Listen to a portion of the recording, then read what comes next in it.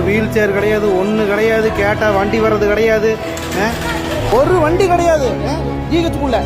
Hi everyone. Medical department, அதாவது department of health and family welfare அப்படின்னு சொல்லப்படுறவங்க இவங்க பேசிக்காக மக்களுக்கு நிறைய விஷயங்கள் கொடுத்தே ஆகணும். அது என்னென்னன்றதை நான் லிஸ்ட் பண்ணியிருக்கேன், பார்த்து தெரிஞ்சுக்கோங்க.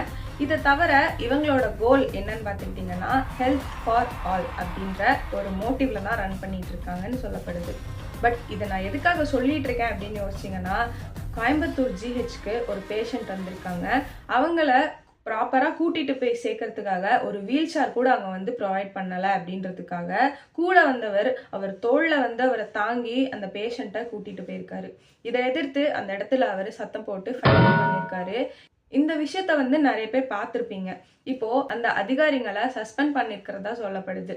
பட் காமனாக நம்ம எல்லாருக்குமே தெரிஞ்ச விஷயம் என்னன்னு பார்த்துக்கிட்டிங்கன்னா, செக்ஷன் 199 ஆஃப் பிஎன்எஸ், அதாவது பப்ளிக் சர்வெண்ட், அதாவது கவர்மெண்ட் எம்ப்ளாயீஸ், அவங்க கடமையை செய்ய தவறிட்டாங்க அப்படின்ற இடத்துல அவங்களுக்கு 6 மாதத்துலேருந்து 2 வருஷம் வரைக்கும் ஜெயில் தண்டனை கிடைக்கிறதுக்கான வாய்ப்பு ரொம்ப அதிகமாக இருக்குது அப்படின்னு சட்டத்தில் சொல்லியிருக்காங்க இல்லைங்களா? இருந்தாலுமே இந்த மாதிரி நடக்கிறது கம்மியாயிடுச்சான்னு கேட்டிங்கன்னா கண்டிப்பாக கிடையாது.